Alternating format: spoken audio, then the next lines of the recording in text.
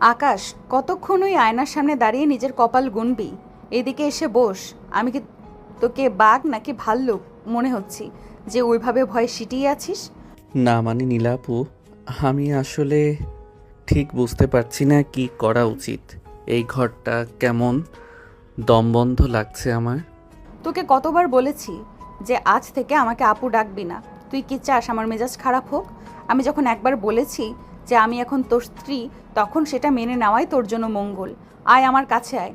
বাসর ঘরে নিস্তব্ধতা তখন আকাশের কান ফাটানো চিৎকারের চেয়েও ভয়ঙ্কর মনে হচ্ছিল।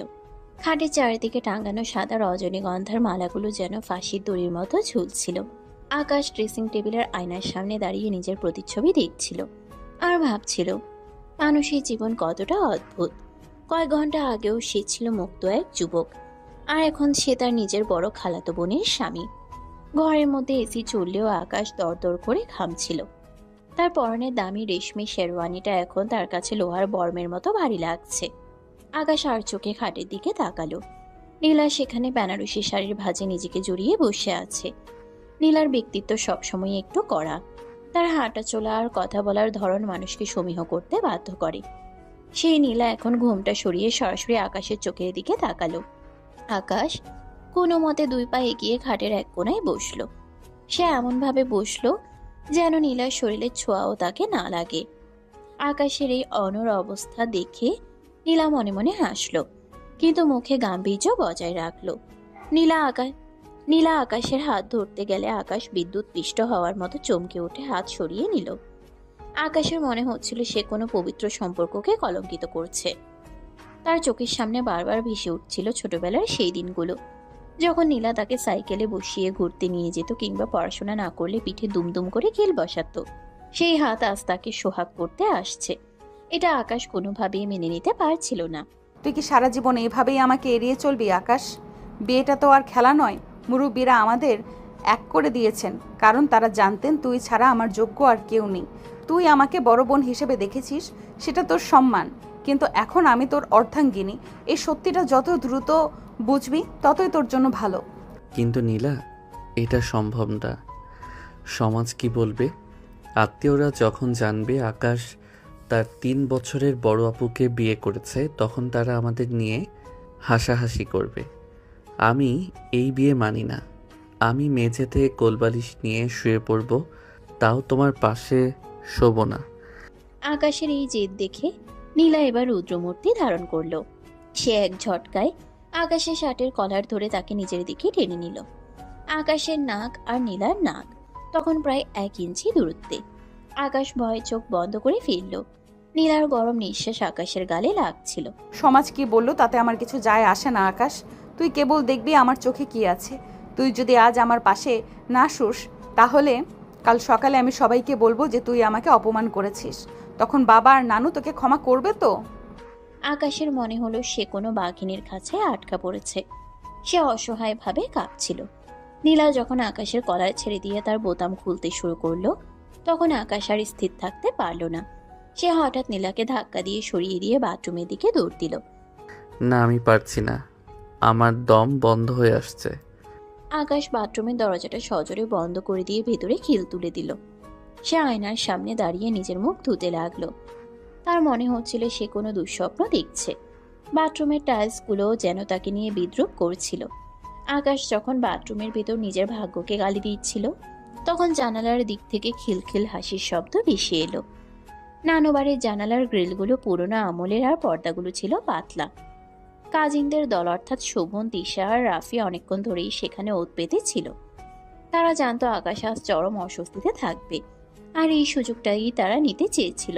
কে রে আকাশ ভাই, বাথরুমের ভেতর কি? এখানে নামাজ পড়ছে নাকি? প্রথম ওভারে কি আউট হয়ে গেলেন? নীলা আপু তো ঘরের ভেতর বাঘিনীর মতো পায়চারি করছে। আকাশ ভাই, সাহস হারাবেন না। আপু বড় হলে কি হবে? অভিজ্ঞতা তো ওনারই বেশি। আপনি শুধু ডেকোরেশন ফলো করেন। বাথরুম থেকে বের না হলে তো আর বংশ রক্ষা হবে না। নীলা আপু, আকাশ তো দেখি একদম ভেজা বিড়াল। ওর একটু ডার্ক চকলেট খাওয়া, যাতে ওর নার্ভ শক্ত হয়। বেচারা মনে হয় অজ্ঞান হয়ে যাবে। আকাশ বাথরুমের ভেতর থেকে রাগে আর লজ্জায় ফেটে পড়ল। তার আত্মসম্মান আজ ধুলোয় মিশে যাচ্ছে ভেবে সে জানালার দিকে তাকিয়ে চিৎকার করলো। আমি বাথরুমে যাচ্ছি। তোরা কি যাবি এখান থেকে? তোদের কি খেয়ে দেয়ে কোনো কাজ নেই? বড়দের ব্যক্তিগত ব্যাপারে নাক গলাতে লজ্জা লাগে না তোদের? কাল সকালে তোদের হাড় আমি আস্ত রাখবো না, মনে রাখিস। নীলা ঘরের ভিতর কাজিনদের কথা শুনে একদম ক্ষিপ্ত হয়ে গেল। সে জানালার কাছে গিয়ে পর্দাটা একটানে সরিয়ে দিল। কাজিনরা নীলার চোখ মুখের অবস্থা দেখে থতমত খেয়ে গেল। নীলা জানালার গ্রিল ধরে ঝুলে থাকা রাফির হাত কামড়ে দেওয়ার ভঙ্গি করলো। তোদের সাহস তো কম না, আমার বাসর ঘরে উকি দিচ্ছিস। তোদের যদি আজ আমি উচিত শিক্ষা না দেই তবে আমার নামও নীলা না। কাল সকালে তোদের সবাইকে দিয়ে আমি নানুর বাড়ির পুকুর পরিষ্কার করাবো, মনে রাখিস। কাজিনরা বাপরে বাঘিনী আসছে বলে হাসতে হাসতে বাগান দিয়ে দৌড় দিল। দিশা যাওয়ার সময় বলে গেল যে আকাশ ভাই কাল সকালে হয়তো বাথরুমেই নাস্তা করবেন। নীলা জানালার পাল্লাগুলো সজোরে বন্ধ করে দিয়ে বাথরুমের দরজায় গিয়ে কড়া নাড়ল। আকাশ, বের হয়ে আয় বলছি, অনেক নাটক হয়েছে। কাজিনরা চলে গেছে, এখন আর লজ্জা পাওয়ার কিছু নেই। আয় আমার কাছে। তুই যদি বের না হোস তবে আমি মেইন দরজা খুলে সবাইকে ডেকে বলবো যে তুই বাসর করতে পারছিস না। আকাশ বাথরুমের মেঝেতে বসে ভাবতে লাগলো কিভাবে তার জীবনটা গত কয়েক ঘন্টায় উলটপালট হয়ে গেল। আজ সকালে সে যখন তার বাইকটা নিয়ে নানু বাড়ির গেটে ঢুকলো তখন তার পরনে ছিল সাধারণ একটা টি শার্ট আর জিন্স। সে এসেছিল বড় খালাতো বোন নীলার বিয়ে খেতে। বিশাল নানু বাড়ি আলোক সজ্জায় ঝলমল করছিল। নীলার বাবা অর্থাৎ বড় খালু বিয়ের জন্য বিশাল আয়োজন করেছিলেন। বরের নাম ছিল জাওয়াদ। সে লন্ডনে থাকে এবং খুব ধনী পরিবারের ছেলে বলে সবাই জানত। কিন্তু বিয়ের ঠিক আগ মুহূর্তে জাওয়াদ আর তার বাবা এক বিশাল ঝামেলা পাকিয়ে বসলো। জাওয়াদের বাবা দাবি করে বসলেন যে এখনই নীলার নামে একটি 5 তলা ফ্ল্যাট লিখে দিতে হবে, নতুবা তারা বর নিয়ে ভেতরে ঢুকবেন না। নীলার বাবা অর্থাৎ বড় খালু যখন তাদের পায়ে ধরে অনুরোধ করছিলেন তখন জাওয়াদ নির্লজ্জের মতো চুপ করে পাশে দাঁড়িয়েছিল। নীলা যখন এই দৃশ্য দেখলো তখন সে আর সহ্য করতে পারল না। সে কনের সাজে এই প্যান্ডেলের মাঝখানে এসে জাওয়াদের কলার ধরল। নীলা চিৎকার করে বলল যে যে ছেলে তার বাবার ইজ্জত রক্ষা করতে পারে না সেই কুলাঙ্গারকে সে বিয়ে করবে না। সে জাওয়াদের মুখে থুতু দিয়ে বিয়ে ভেঙে দিল। মুহূর্তের মধ্যে পুরো বাড়িতে শোরগোল পড়ে গেল। হাজার হাজার মেহমান খেতে বসেছে আর ওদিকে নানু বাড়ির সম্মান ধুলোয় মিশছে। আত্মীয় স্বজনেরা আড়ালে বলাবলি করছিল যে মেয়েটা এখন আইবুড়ো হয়ে থাকবে। ঠিক তখনই নানু ড্রয়িং রুমে এসে আকাশকে দেখলেন। আকাশ তখন এক কোণায় বসে কাবাব চিবোচ্ছিল আর কাজিনদের সাথে হাসাহাসি করছিল। নানু আকাশের হাত শক্ত করে ধরে বললেন যে নানুর বাড়ির সম্মান এখন আকাশের হাতে। আকাশকে জানানো হলো যে তাকে এখন নীলার পাশে বসতে হবে। আকাশ বিষম খেয়ে বলল যে নীলা তার চেয়ে 3 বছরের বড় এবং সে নীলাকে জমের মতো ভয় পায়। কিন্তু আকাশের মা আর বড় খালুর কান্নাকাটি আকাশের সব যুক্তি কেড়ে নিল। মাত্র আধ ঘন্টার মধ্যে আকাশকে শেরওয়ানি পরিয়ে দেওয়া হলো। কাজী সাহেবের সামনে আকাশ যখন কবুল বলছিল তখন তার মনে হচ্ছিল সে নিজের মৃত্যু পরোয়ানায় সই করছে। আকাশ প্রায় 1 ঘন্টা পর বাথরুম থেকে বেরোলো। সে ভেবেছিল নীলা হয়তো এতক্ষণে ঘুমিয়ে পড়েছে, কিন্তু নীলা তখনও বিছানায় বসেছিল এবং তার হাতে ছিল 1 গ্লাস দুধ। আকাশকে বেরোতে দেখে নীলা মুচকি হাসলো। বাথরুমের সাথে বাসর করা শেষ হলো তো? এবার আয় আমার পাশে বস, অনেক রাত হয়েছে। আমি তোমার পাশে শোবো না নীলা, আমি মেঝেতে কোলবালিশ নিয়ে শুয়ে পড়ব। আমাদের মধ্যে কোনো শারীরিক সম্পর্ক হওয়া সম্ভব না, কারণ আমি তোমাকে বড় বোন ছাড়া অন্য কিছু ভাবতে পারছি না। এই বিয়েটা কেবল একটা সামাজিক নাটক। নীলা এবার বিছানা থেকে নেমে আকাশের হাত ধরে হ্যাঁচকা টান দিল। আকাশের গায়ের জোর নীলার কৌশলের কাছে হেরে গেল। নীলা আকাশকে বিছানায় একরকম জোর করে শুয়ে দিয়ে তার উপর চেপে বসলো। নীলার চুলের ঘ্রাণ আর শরীরের ভার আকাশকে দিশেহারা করে দিচ্ছিল। তুই আমাকে মানবি না তাই তো? আচ্ছা দেখা যাক কতক্ষণ তুই আমাকে এড়িয়ে চলিস। আমি তোর সিনিয়র হতে পারি, কিন্তু আজ থেকে আমি তোর পৃথিবী। তোকে আমি আজ বর বানিয়েই ছাড়বো। আকাশ ছটফট করছিল আর নিজেকে ছাড়ানোর চেষ্টা করছিল। সে বারবার বলছিল যে সে কাল সকালে এই ঘর ছেড়ে চলে যাবে এবং এ বিয়ে অস্বীকার করবে। কিন্তু নীলা আকাশের বুকের উপর হাত রেখে তাকে স্থির করে দিল। আকাশের মনে হলো সে এক বিশাল জালে আটকে গেছে, যেখান থেকে পালানোর কোনো পথ নেই। নীলা আকাশের চোখের দিকে তাকিয়ে এক বিজয়ীর হাসি হাসল। আকাশের রাগ আর অস্বস্তি মিলেমিশে একাকার হয়ে গিয়েছিল, কিন্তু নীলার শরীরের স্পর্শ আর জেদের কাছে সে ক্রমেই নিস্তেজ হয়ে পড়ছিল। নানু বাড়ির সেই নিস্তব্ধ রাতে শুরু হলো এক বিচিত্র লড়াই, যেখানে আকাশ হার মানতে চাইল না। নানু বাড়ির সেই নিস্তব্ধ রাতে শুরু হলো এক বিচিত্র লড়াই, যেখানে আকাশ হার মানতে চাইল না, কিন্তু নীলা তাকে তার পুরুষত্বের স্বাদ নিতে চাইল। নানু বাড়ির সেই নিস্তব্ধ রাতে শুরু হলো এক বিচিত্র লড়াই, যেখানে আকাশ হার মানতে চাইল না, কিন্তু নীলা তাকে তার পুরুষত্বের স্বাদ দিতে চাইল। জোর করে আকাশের সাথে রোমান্স করা শুরু করলো। লোক লজ্জার ভয়ে আকাশ চেঁচাতেও পারল না। বাসর রাতের সেই ধকল আর অস্বস্তি কাটিয়ে উঠতে না উঠতেই নানু বাড়ির ড্রয়িং রুমে বোমা ফাটালেন বড় খালা। আকাশ ভেবেছিল বিয়েটা তো হয়েই গেছে, এখন কয়েকটা দিন কোনো মতে গা ঢাকা দিয়ে থাকবে, যাতে নীলার ছায়া থেকে দূরে থাকা যায়। কিন্তু নানু একগাল হেসে ঘোষণা করলেন যে সিলেট থেকে তাদের এক আত্মীয়ের বড় রিসোর্ট থেকে নিমন্ত্রণ এসেছে, আর নতুন বরবউকে সেখানেই হানিমুনে পাঠানো হবে। আকাশ যখন শুনলো হানিমুন শব্দটা, তখন তার কলিজা শুকিয়ে গেল। সে মনে মনে ভাবলো, ঘরেই যেখানে বাঘিনীর হাত থেকে বাঁচতে পারছে না, সেখানে নির্জন রিসোর্টে গেলে নীলা তাকে জ্যান্ত চিবিয়ে খাবে। নানু, আমি যেতে পারবো না। আমার অফিসের অনেক কাজ জমে আছে, আর তাছাড়া এই অসময়ে ঘুরতে যাওয়া একদম ঠিক হবে না। আকাশের মা পাশ থেকে মুখ ঝামটা দিয়ে উঠলেন। তিনি সাফ জানিয়ে দিলেন যে বিয়ে হয়েছে মানেই এখন নতুন দম্পতি নিজেদের একটু সময় দেওয়া দরকার। আকাশ যখন দেখলো পালানোর পথ নেই, তখন সে এক অদ্ভুত চাল চাললো। সে জানতো কাজিনদের সাথে থাকলে নীলা অন্তত সবার সামনে তাকে খুব বেশি জ্বালাতে পারবে না। আচ্ছা যাব, তবে একা না। এই যে শোভন, তিশা আর রাফি সারাদিন নানুবাড়িতে বসে বিরিয়ানি ধ্বংস করছে, ওদেরকেও সাথে নিতে হবে। ওরা না গেলে আমি সিলেটে পা দেব না। আকাশ ভেবেছিল নীলা এতে রেগে যাবে, কিন্তু নীলা ডাইনিং টেবিলের কোনায় দাঁড়িয়ে মুচকি হাসলো। নীলা জানতো আকাশ কেন এই কাজিনদের ঢাল হিসেবে ব্যবহার করতে চাইছে। ঠিক আছে, আকাশ যখন চাইছে তখন কাজিনরা সবাই চলুক। তবে মনে রাখিস, আকাশ সিলেটে গিয়ে কিন্তু কাজিনরা তোকে আমার হাত থেকে বাঁচাতে পারবে না। ওইখানে পাহাড় আছে, চা বাগান আছে, আর আমি আছি। সিলেটগামী উপবন এক্সপ্রেসের এসি কম্পার্টমেন্টে আজ যেন একটা ছোটখাটো মেলা বসেছে। আকাশ জানালার পাশের সিটটা দখল করে বসেছে, যাতে বাইরের দিকে তাকিয়ে থাকা যায় আর নীলের দিক থেকে মুখ ফিরিয়ে রাখা যায়। কিন্তু তার সেই আশায় জল ঢেলে দিল শোভন আর রাফি। তারা আকাশকে ধাক্কা দিয়ে মাঝখানের সিটে বসিয়ে দিল, আর তার ঠিক পাশে এসে বসলো নীলা। নীলা আজ একটা হালকা নীল রঙের জামদানি পরেছে, আর চুলে গেঁথেছে এক গুচ্ছ বেলি ফুল।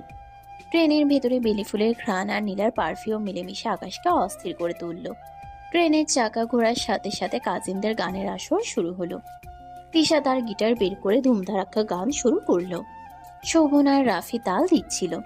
আকাশ জানালার দিকে তাকিয়ে থাকার ভান করছিল, কিন্তু সে অনুভব করলো তার উরুর উপর একটা নরম হাতের স্পর্শ। নীলা চাদরের আড়ালে আকাশের হাতটা খপ করে ধরেছে।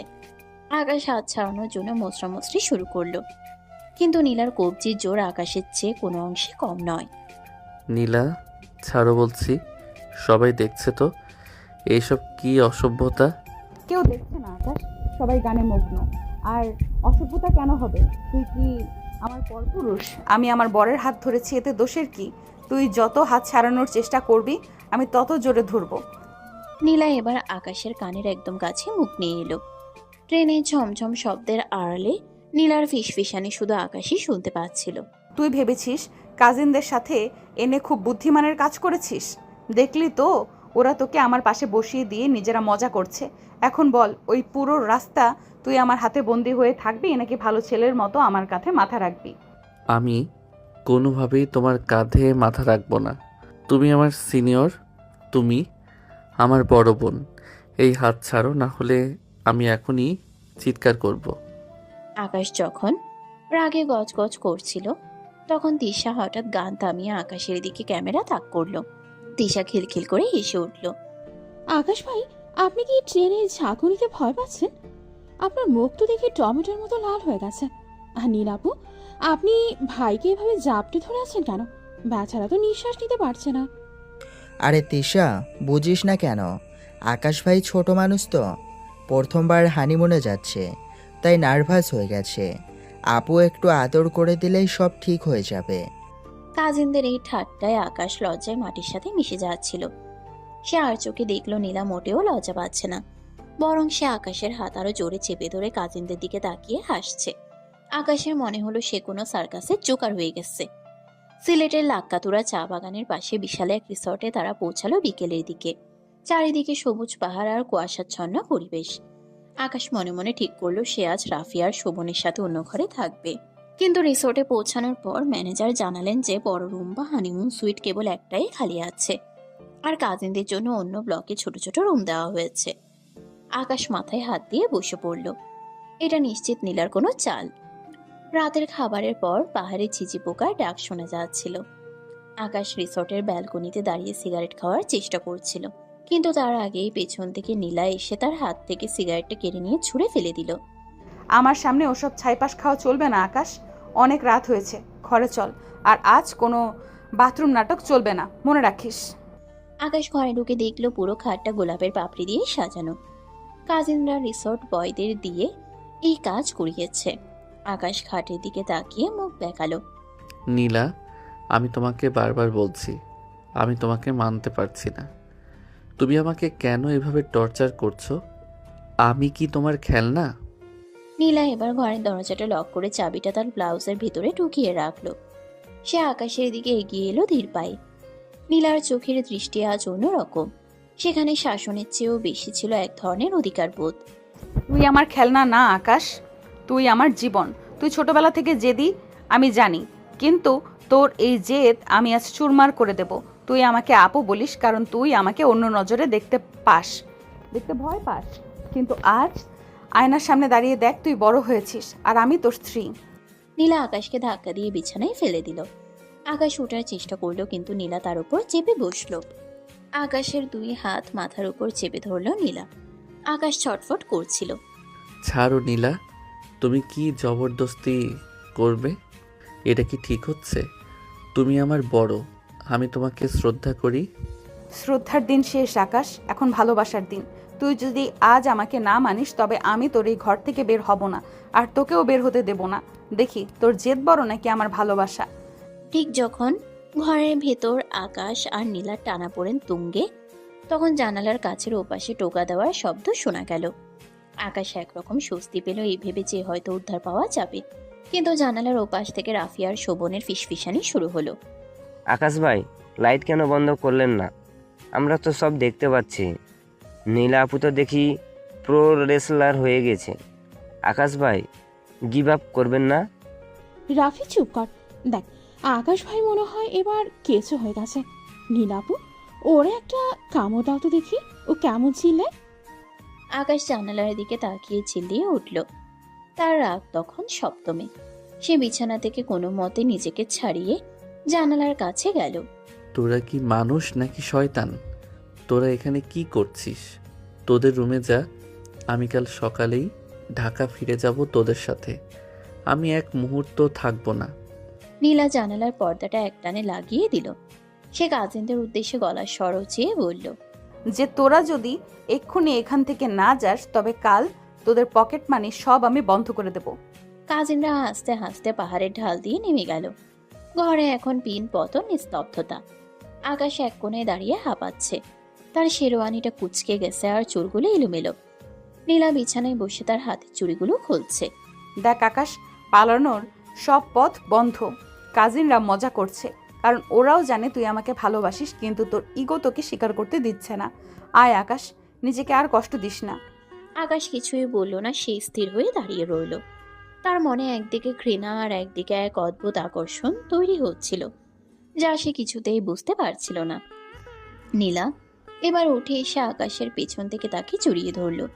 আকাশের পিঠে নীলার শরীরের উষ্ণতা অনুভব হতেই তার সব প্রতিরোধ যেন ভেঙে পড়তে লাগলো, কিন্তু সে মুখে কিছু বলল না। এক দীর্ঘ রাত আর অমীমাংসিত লড়াইয়ের মাঝে আকাশ নিজেকে হারিয়ে ফেলল এক রহস্যময় অনুভূতিতে। সিলেটের সেই পাহাড়ি রাতে আকাশ মানতে না চাইলেও নীলা তাকে নিজের মায়াজালে আষ্টেপৃষ্টে বেঁধে ফেলল। আকাশ কেবল ভাবছিল এই সিনিয়র খালাতো বোনটি তাকে আর কতভাবে নাস্তানাবোধ করবে। সিলেটের সকালটা ছিল কুয়াশাচ্ছন্ন আর মায়াবী। পাহাড়ের ভাজে ভাজে সাদা মেঘগুলো যেন অলসভাবে শুয়ে আছে। আকাশ রিসর্টের বারান্দায় দাঁড়িয়ে কড়া এক কাপ কফি খাচ্ছিল। তার পরনে একটা হালকা ধূসর সোয়েটার। গত রাতের সেই মানসিক ধকলের পর আকাশের চোখে ঘুম ছিল না বললেই চলে। নীলা এখনো বিছানায় অঘরে ঘুমাচ্ছে। ঘুমের ঘরে নীলার শান্ত মুখটা দেখলে যে কেউ ভাববে সে কতই না লক্ষ্মী মেয়ে, কিন্তু আকাশ জানে এই শান্ত চেহারার আড়ালে কতটা ভয়ঙ্কর এক বাঘিনী লুকিয়ে আছে। আকাশ ভাবলো এই সুযোগে যদি সে একটু একা একা চা বাগানের দিকে বেরিয়ে যেতে পারে, তবে হয়তো এই দম বন্ধ করা পরিস্থিতি থেকে কিছুটা মুক্তি পাবে। আকাশ পা টিপে টিপে ঘর থেকে বেরিয়ে এলো।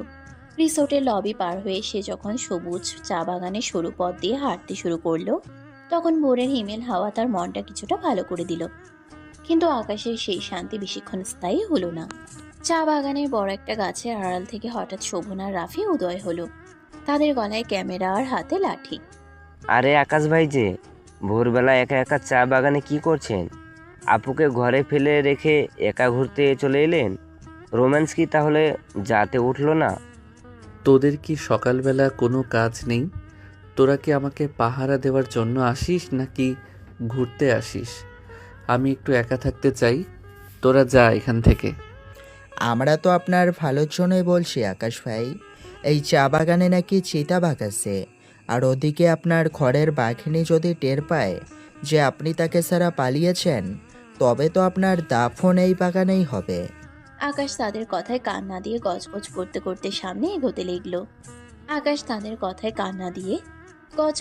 করতে সামনে এগোতে লাগলো। কিন্তু কিছু দূর যেতেই সে থমকে দাঁড়ালো। সামনে একটা পাথরের উপর বসে আছে নীলা। তার পরনে একটা গাঢ় সবুজ রঙের শাড়ি আর হাতে এক গুচ্ছ বুনো ফুল।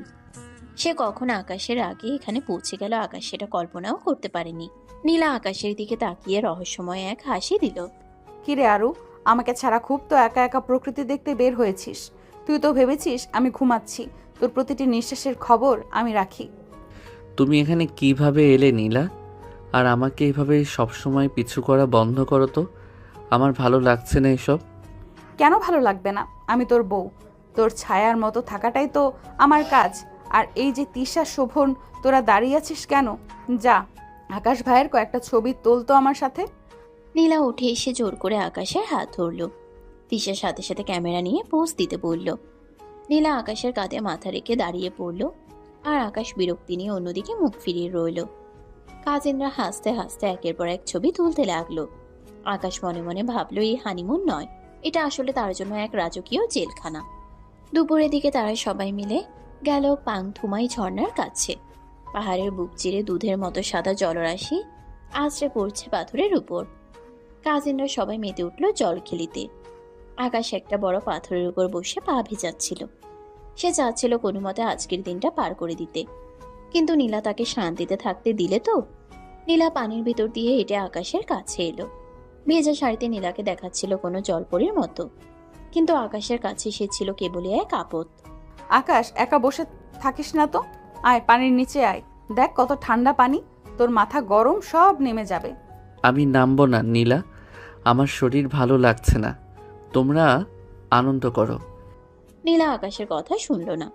সে ঝট করে আকাশের হাত ধরে হ্যাচকা টান দিল। আকাশ টাল সামলাতে না পেরে পিচ্ছিল পাথর থেকে শটান পানির মধ্যে আছড়ে পড়ল।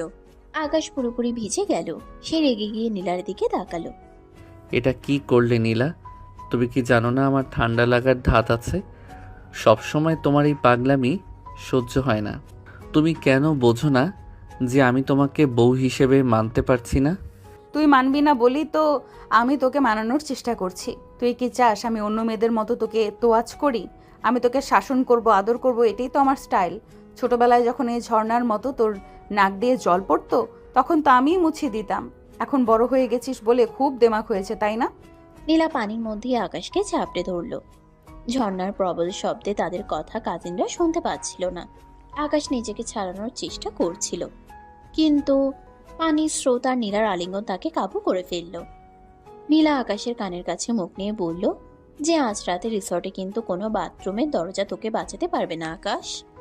আকাশ রাগে আর লজ্জায় নীলাকে পানির মধ্যেই ফেলে দিয়ে তরতর করে পাড়ে উঠে এলো। তিশা দূর থেকে চেঁচিয়ে বলল যে আকাশ ভাই ঝর্ণার পানিতে মনে হয় আগুন ধরে গেছে। হানিমুনের শেষ দিন, আজ বিকেলে তারা ঢাকার উদ্দেশ্যে রওনা হবে। সকালে তারা গেল জাফলংয়ের 0 পয়েন্টের দিকে।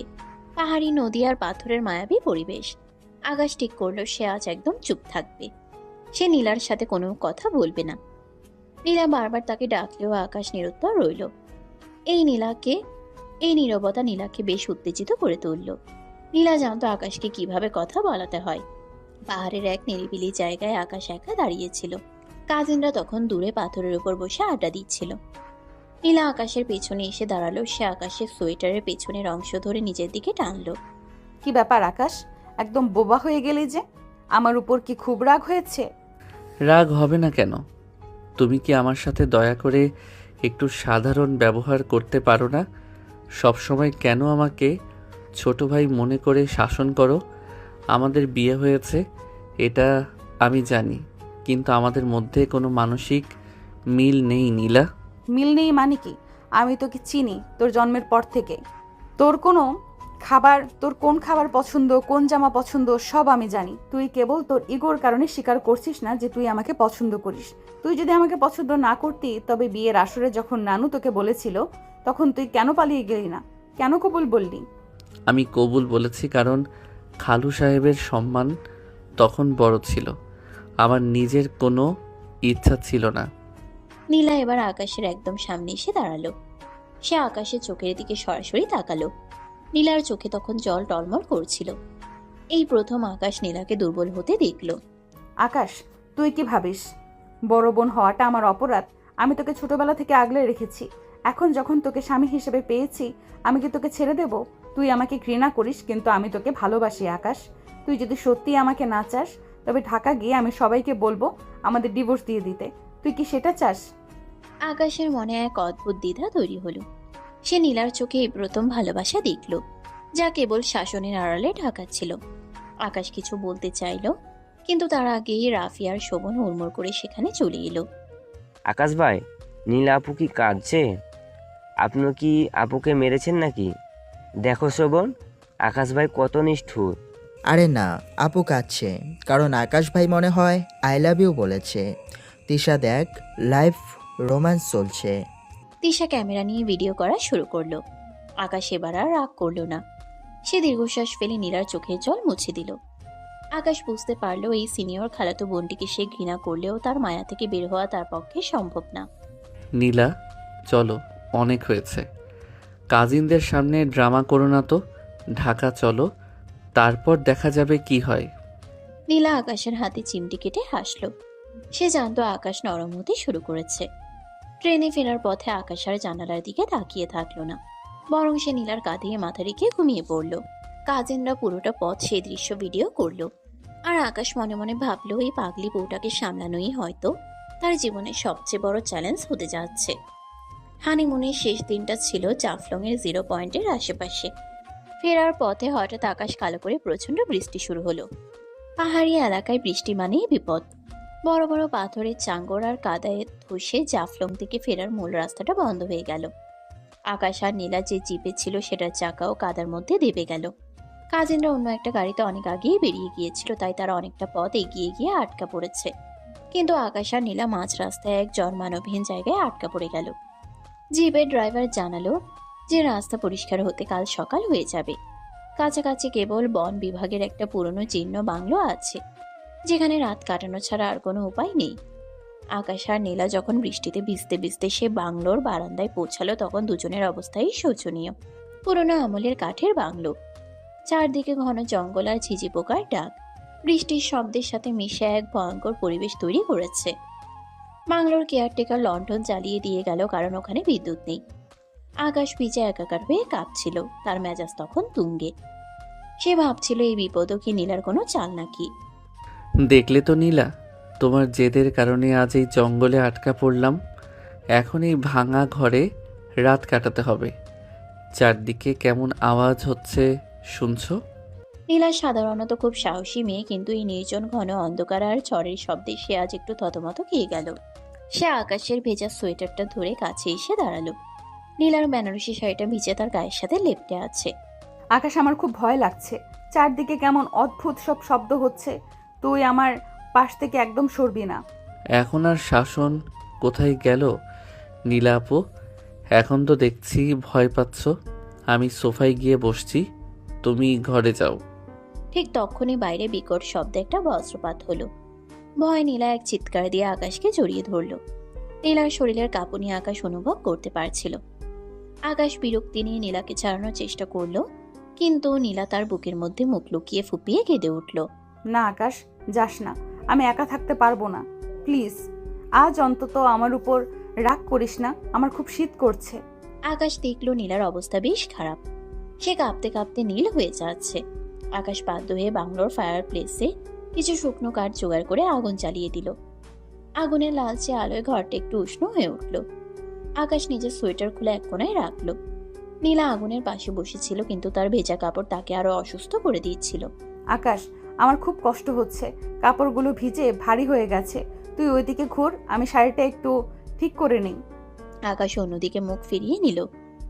সে মনে মনে ভাবছিল কেন এই মেয়েটার প্রতি সে বারবার দুর্বল হয়ে পড়ছে। কিছুক্ষণ পর নীলা কাপা গলায় আকাশকে ডাকলো। আকাশ তাকিয়ে দেখলো নীলা কেবল একটা পাতলা পেটিকোট আর ব্লাউজ পরে তার উপর একটা কম্বল জড়িয়ে বসে আছে। আগুনের আলোয় নীলার ফর্সা শরীরের ভাঁজগুলো আরো রহস্যময় হয়ে উঠেছে। আকাশ, আমার খুব শীত লাগছে, তুই কি আমার পাশে আসবি না? আমি মরে গেলে কি তোর খুব ভালো লাগবে? আকাশ অনিচ্ছা সত্ত্বেও নীলার পাশে গিয়ে বসলো। নীলার সাথে সাথে আকাশের গায়ের উপর ঢলে পড়ল। আকাশের বলিষ্ঠ বুকে নীলার নরম শরীরের ছোঁয়া লাগতে আকাশের রক্ত টকবগিয়ে ফুটতে শুরু করলো।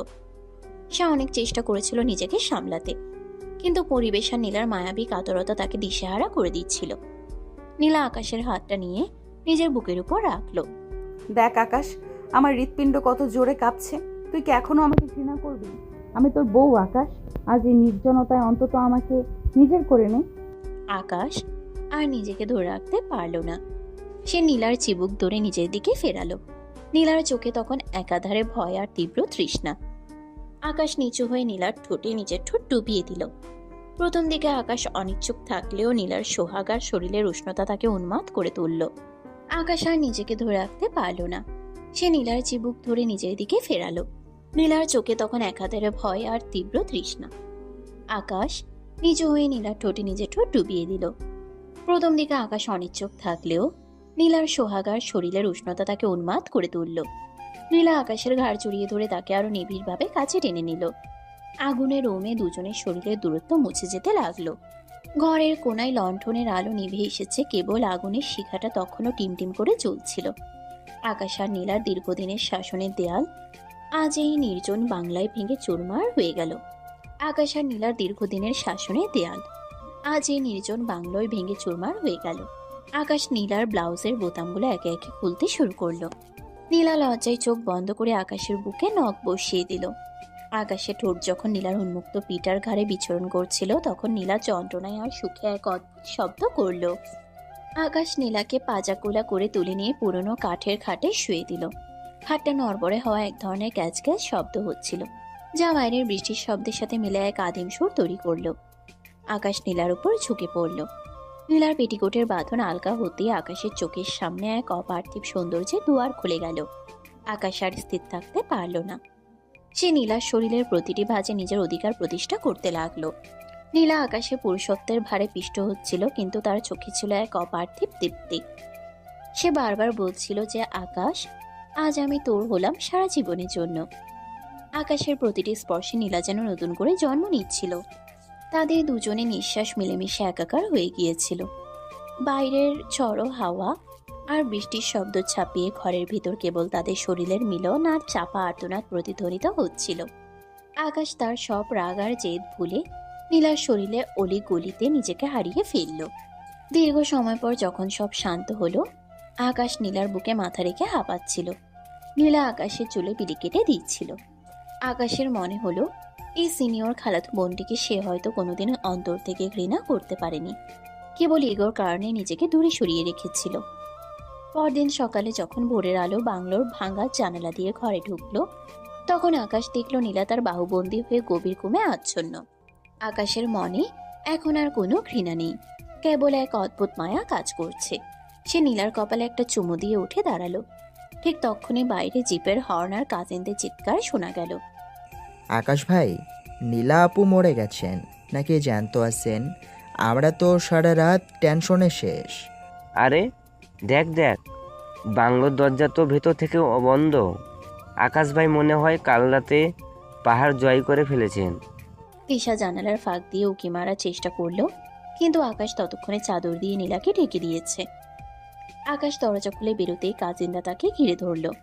আকাশের এলোমেলো চুল আর জামা কাপড় দেখে কাজিনরা হিহি করে হাসতে লাগলো। আকাশ ভাই, আপনার চোখ মুখ তো বলছে কাল রাতে সিলেটে ভূমিকম্প হয়েছে। নীলাপু কোথায়, তাকে একটু দেখি। আকাশ এবার রাগে নয়, বরং এক ধরনের লজ্জা মিশ্রিত হাসি দিয়ে কাজিনদের থামালো। সে বুঝতে পারল এই হানিমুন তার জীবনের মোড় ঘুরিয়ে দিয়েছে। নীলা ঘর থেকে বেরিয়ে এসে আকাশের হাত ধরল। তার চেহারায় এখন এক ধরনের বিজয়িনী তৃপ্তি। কাজিনরা যখন হাসাহাসি করছিল তখন নীলা আকাশের কাঁধে মাথা রেখে বলল যে আজ থেকে আকাশ কেবল আমার, আর এই শাসনের রাজত্বে এখন থেকে শুধু সোহাগের শাসন চলবে। আকাশ কেবল দীর্ঘশ্বাস ফেলে আকাশের দিকে তাকালো। তার মনে হলো সিনিয়র খালাতো বোনের মায়াজাল থেকে পালানোর কোনো পথ আর অবশিষ্ট নেই। সিলেট থেকে ফেরার পর আকাশ ভেবেছিল জীবনটা হয়তো একটু শান্ত হবে, কিন্তু ঢাকার নানু বাড়িতে পা রাখা মাত্রই সে বুঝল তার মুক্তি নেই। নানু বাড়ির নিয়ম অনুযায়ী নতুন জামাইকে হাতে হাতে রান্না করে শ্বশুরবাড়ির লোকেদের খাওয়াতে হয়। আকাশ সকাল থেকেই পালানোর ফন্দি করছিল। সে ভেবেছিল ছাদে গিয়ে লুকিয়ে থাকবে, কিন্তু নীলা যেন আকাশের মনের কথা পড়তে পারে। আকাশ যখন ছাদের দরজার কাছে পৌঁছালো তখনই পেছন থেকে খপ করে তার কলার ধরে ফেলল নীলা। রে আরু, বাসের ঘর থেকে বাথরুমে পালানো তো অনেক দেখেছিস, এখন কি রান্নাঘর থেকে ছাদে পালাবি? নীলা, তুমি কি আমাকে এক মুহূর্তের জন্য একা ছাড়বে না? আমি রান্না করতে পারি না। শোন আকাশ, তুই পারিস কি পারিস না সেটা বড় কথা নয়। যখন বলেছে রান্নাঘরে যাবি তার মানে তুই যাবি, আর এখন আমি তোর বউ, আমার হুকুম না মানলে কিন্তু ফল ভালো হবে না। নীলা একরকম টেনে হিঁচড়ে আকাশকে রান্নাঘরে নিয়ে এলো। রান্নাঘরে তখন বিশাল আয়োজন। মামি, খালা আর কাজিনরা মিলে সব গুছিয়ে রেখেছে। তিশা আর রাফি দরজার আড়ালে দাঁড়িয়ে হাসাহাসি করছিল। নীলা একটা ধারালো বটি আকাশের সামনে এগিয়ে দিয়ে বলল যে আজ তাকে 2 কেজি পেঁয়াজ কুচি করতে হবে। আমি কেন পেঁয়াজ কাটতে যাব? আমি পারবো না। তুমি কি আমাকে তোমার বাড়ির চাকর পেয়েছো? কেন করছো এসব? আমি তোমাকে স্ত্রী হিসেবে মানি না, এটা কি তোমার মাথায় ঢোকে না? আর আজীবন দেখলাম মেয়েরা রান্না করে, এখানে কাহিনী উল্টা। নীলা হুট করে রান্নাঘরের দরজাটা ভেতর থেকে আটকে দিল। সে একটা বড় ছুরি হাতে নিয়ে আকাশের একদম কাছে এসে দাঁড়ালো। নীলার চোখে তখন এক অদ্ভুত পাগলামি। সে ছুরির ধারালো মাথাটা আকাশের গলার কাছে ধরল। মানিস না তো? আচ্ছা, মানতে হবে না, কিন্তু আমি যা বলবো সেটা তোকে করতে হবে। তুই যদি পেঁয়াজ না কাটছিস তবে আমি নিজের হাত কাটবো, আর সবাইকে বলবো আকাশ আমাকে মেরে ফেলার চেষ্টা করছে। বল কোনটা চাস? তুমি তুমি তো একটা সাইকো নীলা, তুমি পাগল হয়ে গেছো। হ্যাঁ, আমি তোর জন্য পাগল। এখন কাজ শুরু কর আরু। আকাশ নিরুপায় হয়ে পেঁয়াজ কাটতে শুরু করলো। পেঁয়াজের ঝাঁজে তার চোখ দিয়ে জল বের হতে লাগলো। ঠিক তখনই তিশা আর শোভন জানালার ওপাশ থেকে উকি দিয়ে চিৎকার শুরু করলো। আরে আকাশ ভাই, রান্না করতে গিয়ে কি কাঁদছেন? নীলা আপু কি মশলা বাটার বদলে আপনাকে বেটে ফেলেছে নাকি? রাফি দেখ, আকাশ ভাই তো দেখি পুরোপুরি বউ পাগল হয়ে গেছে। আপুর হুকুম ছাড়া একটা পেঁয়াজও নড়ছে না ওনার হাত থেকে। আকাশ রাগে একটা আস্ত পেঁয়াজ জানালার দিকে ছুঁড়ে মারলো, কিন্তু নীলা পেছন থেকে আকাশকে ঝাপটে ধরলো। পেঁয়াজ মাখা হাত নিয়ে নীলা আকাশের ঘাড় কামড়ে দিল। আকাশ ব্যথায় আর অস্বস্তিতে কুঁকড়ে গেল। ছাড়ো নীলা, ছি, সবাই দেখছে তো, তোমার লজ্জা নেই? লজ্জার কি আছে? তুই আমার বৈধ স্বামী, আর কাজিনরা যত দেখবে ততই তো ভালো। ওরা বুঝবে আকাশ এখন পুরোপুরি নীলার কবজায়। বাড়ির ভেতরে যখন এই রোমান্টিক আর সাইকো ড্রামা চলছে, ড্রয়িং রুমে তখন মুরব্বীদের মধ্যে অন্যরকম একটা আলাপ চলছিল। মেজো মামি সবসময় নীলাকে অপছন্দ করতেন, কারণ নীলা খুব জেদি। তিনি আকাশের খালার কানে বিষ ঢালছিলেন। আপা, আপনি দেখেছেন আকাশ ছেলেটা কেমন শুকিয়ে গেছে? নীলা তো মেয়ে ভালো না, সব সময় ছেলেটার ওপর খবরদারি করে। বিয়ের পর থেকে আকাশ মুখ ফুটে একটা কথাও বলছে না। এভাবে চললে কিন্তু আকাশ অসুস্থ হয়ে যাবে। আমি কি করব মেজবউ? ছেলেটা তো আগে থেকে আকাশ পাতাল ভাবতো। নীলা একটু করা হলে আকাশের মঙ্গলের জন্যই করেছে। তবে হ্যাঁ, নীলার শাসনটা একটু বেশি হয়ে যাচ্ছে। ঠিক তখনই বড় খালু নীলার বাবা সেখানে এলেন। তিনি আকাশের উপর খুব ভরসা করেন। তিনি মেজো মামির কথা শুনে রেগে গেলেন। তোমরা অকারণে মেজাজ খারাপ করো না। আকাশ আর নীলা ভাই বোন ছিল, এখন স্বামী স্ত্রী, ওদের একটু সময় দাও। নীলা আকাশকে আগলে রাখছে বলেই আকাশ এখন লাইনে আছে। কয়েকদিন পর নানু বাড়ির ছাদে বড়ি দেওয়ার ধুম পড়ল। শীতের সকালে রোদে বসে সবাই ডাল ঘুটছে। আকাশকে ছাদে ডেকে নেওয়া হলো ডাল ঘুটে দেওয়ার জন্য। আকাশের মেজাজ আজ একদম বিগড়ে আছে। সে ডাল ঘুরতে ঘুরতে বারবার তিশার দিকে তাকাচ্ছিল, যেন সে তাকে এই বিপদ থেকে উদ্ধার করবে। আকাশ, ডালটা কিন্তু ভালো করে ঘুরতে হবে, না হলে বড়ি ভালো হবে না। আর তিশার দিকে ওভাবে তাকিয়ে থাকিস না, ও তোকে বাঁচাতে আসবে না। নীলা, তুমি কি চাও আমি সবার সামনে তোমার সাথে ঝগড়া করি? কেন আমাকে এভাবে ছোট করছো? সবাই হাসছে আমাকে দেখে। নীলা হুট করে আকাশের সামনে রাখা ডালের পাত্রে হাত ডুবিয়ে একদলা ডাল আকাশের গালে হেপটে দিল। পুরো ছাদে হাসি রোল পড়ে গেল। আকাশ রাগে হিতাহিত জ্ঞান হারিয়ে নীলার হাত ঝাপটে ধরল। অনেক হয়েছে, আমি আর নিতে পারছি না। তুমি আমাকে মানুষ ভাবো না। আমি এই বিয়ে মানি না, এই সম্পর্ক মানি না। আমি এখনই বাড়ি চলে যাব। পুরো ছাদ নিস্তব্ধ হয়ে গেল। মুরব্বীরা অবাক হয়ে আকাশের দিকে তাকিয়ে রইল। নীলা কিন্তু একটুও ঘাবড়ালো না। সে ধীর পায়ে উঠে দাঁড়ালো এবং সবার সামনে আকাশের কলার ধরল। যাবে কোথায়? নানু বাড়ি থেকে বের হওয়ার রাস্তা কি তোর বাবার? আমি যেখানে আছি সেখানে তোকে থাকতে হবে। তুই যদি আর একটা কথাও বলিস আকাশ, তবে আমি এই ছাদ থেকে লাফ দেব। সবার সামনে বলছি, আমি যদি আজ ছাদ থেকে পড়ি তবে তার দায়ী হবে আকাশ। তুমি কি সারা জীবন এভাবেই আমাকে ব্ল্যাকমেইল করবে? হ্যাঁ, সারা জীবন তুই যতবার পালাবি আমি ততবার তোকে এইভাবে শেকল দিয়ে বাঁধবো। নীলা সবার সামনে আকাশকে ঝাপটে ধরল। কাজিনরা তখন শীষ দিতে শুরু করলো।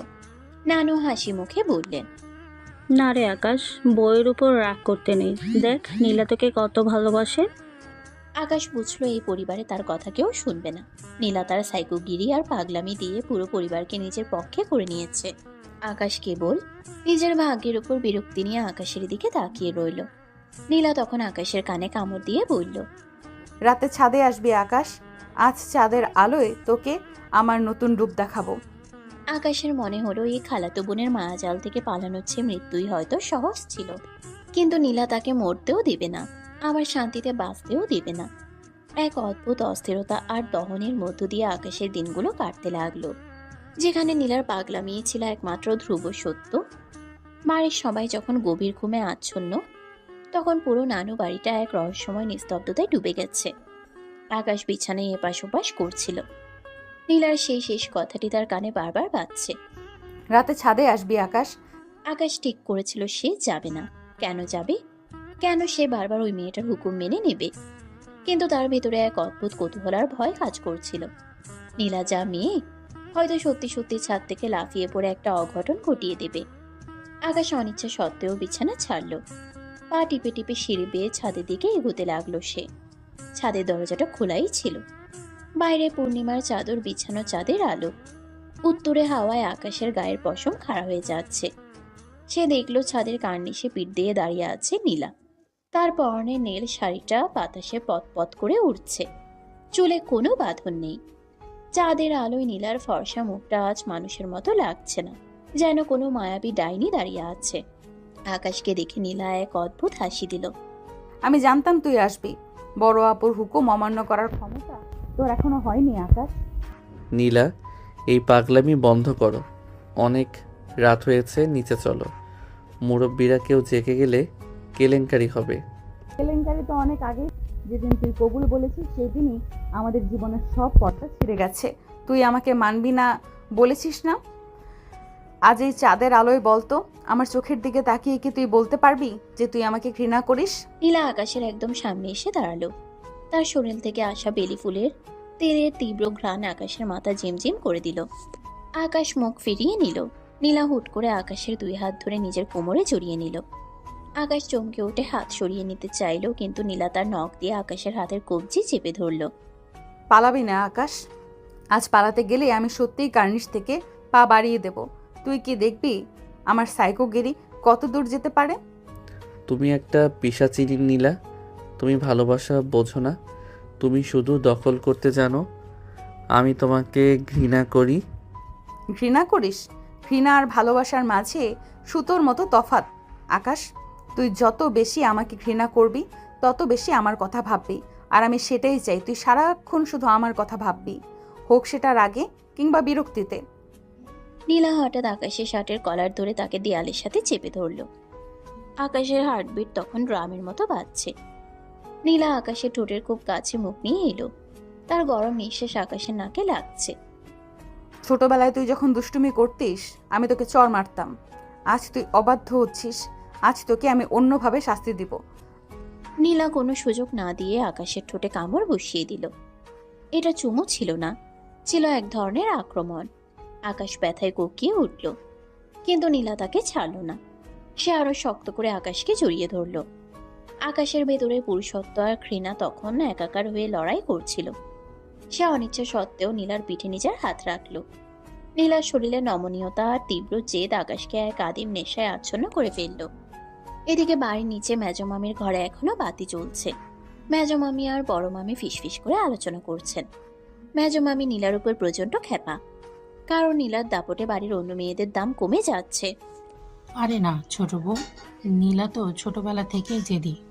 তবে আকাশ যেভাবে ওর ভয়ে কুঁকড়ে থাকে সেটা দেখতে আমারও খারাপ লাগে। আমাদের উচিত আকাশের জন্য একটা কিছু করা। আমি ঠিক করেছি কাল আকাশকে একা পেয়ে বুঝিয়ে বলবো। ওর কানে একটু বিষ ঢালতে হবে, বলতে হবে যে নীলা অন্য কারোর সাথে সম্পর্কে ছিল বলেই এই তাড়াহুড়ো করে বিয়েটা দিয়েছেন। আকাশ যদি একবার খেপে যায় তবে নীলার দপ্পচূর্ণ হবে। তারা জানতেন না যে তাদের এই ষড়যন্ত্রের কথা দরজার আড়ালে দাঁড়িয়ে শুনছে তিশা। তিশা নীলা আপুকে মনে মনে খুব শ্রদ্ধা করে, আবার ভয়ও পায়। সে মনে মনে ঠিক করলো এই খবরটা কাল সকালে নীলা আপুকে দিতে হবে। ভোর হতে না হতেই ছাদে পাখির কলকাকলি শুরু হলো। আকাশ তখনও ছাদে একটা বেঞ্চে বসে আছে, তার মাথা নীলার কোলে। নীলা আকাশের চুলে বিলি কেটে দিচ্ছে। আকাশের মনে হচ্ছে সে এক গোলক ধাঁধায় হারিয়ে যাচ্ছে। সে নীলাকে সহ্য করতে পারছে না, আবার তাকে ছেড়ে যাওয়ার শক্তিও পাচ্ছে না। আকাশ, ভোর হয়ে গেছে, নিচে চল। আজ কিন্তু মেছো মামির ঘরের নাস্তা করবি না। ওই ডাইনিটা তোর কানে বিষ ঢালতে পারে। তুমি কিভাবে জানলে? আমি সব জানি আরু। এই নানু বাড়ির দেওয়ালও আমার সাথে কথা বলে। তুই কেবল মনে রাখিস, তুই আমার। কেউ যদি আমাদের মাঝে আসার চেষ্টা করে আমি তাকে শেষ করে দেব। আকাশ কোনো কথা না বলে নিচে নেমে এলো।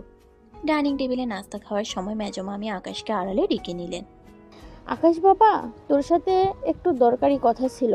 তুই কি জানিস নীলার আগে কার সাথে সম্পর্ক ছিল? কেন ওই যাওয়া ছেলেটা শেষ মুহূর্তে বিয়ে ভেঙে দিল? আসলে নীলের স্বভাব। ঠিক তখনই রান্নাঘর থেকে একটা স্টিলের থালা পড়ার বিকট শব্দ হলো। নীলা হাতে একটা বড় বাটি নিয়ে দরজায় দাঁড়িয়ে আছে। তার চুল এলোমেলো, চোখ দুটো লাল। মামি, তরকারি কাটতে গিয়ে বাটিটা ফসকে যাচ্ছিল। আপনি কি কিছু বলছিলেন আকাশকে? আমি কি শুনবো? মেজমামি ভয়ে ঢোক গিললেন। নীলার হাতে সেই ধারালো বটি দেখে তার গলিজা শুকিয়ে গেল। তিনি তোতলামি করে বললেন, না রে মা, আমি তো বলেছিলাম আকাশকে একটু বেশি করে খেতে দিতে।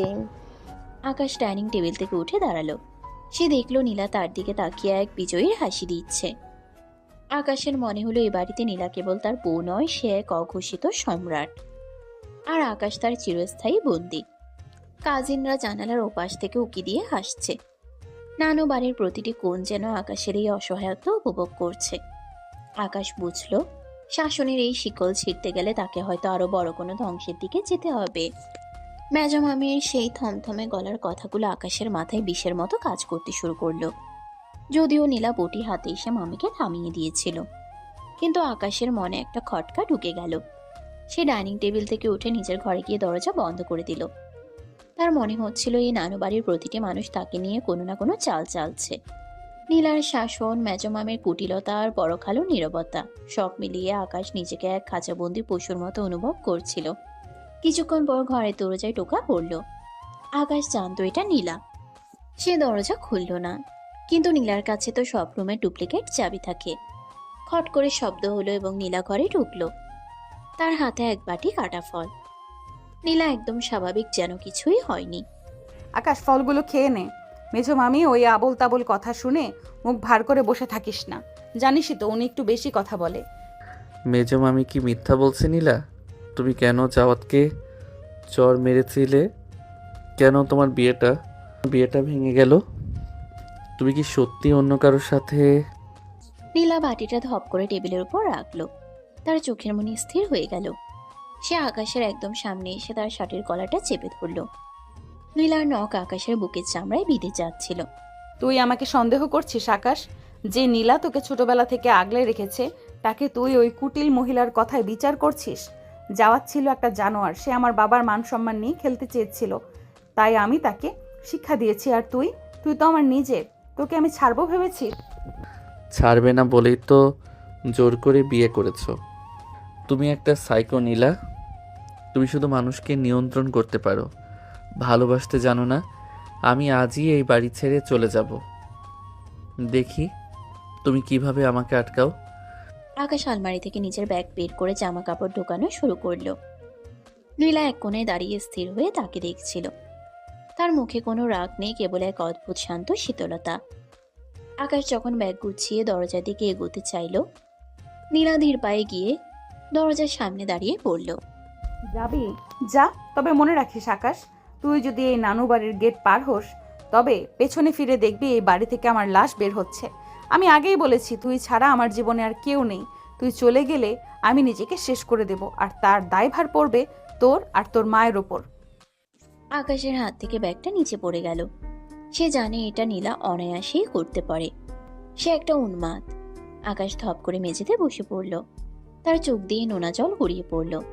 সে অনুভব করলো তার পায়ের শেকলটা লোহার নয়, বরং এক অদৃশ্য ভালোবাসার বা লালসার, যা তাকে পঙ্গু করে দিচ্ছে। দুপুরে নানুবাড়ির পেছনের বিশাল বাগান বাড়িতে এক গোপন মিটিং বসলো। শোভন, তিশা আর রাফি সেখানে গোল হয়ে বসে আছে। তারা দেখছে আকাশ ভাই আর নীলা আপুর মধ্যে সম্পর্কের টানাপোড়েন এখন চরমে। তিশা তার মোবাইল তোলা ছাদে সেই ভিডিওটা দেখাচ্ছিল। দেখ রাফি, আকাশ ভাই আসলে নীল আপুকে ভয় পায় না, ওনার মায়ার জারে আটকে গেছে।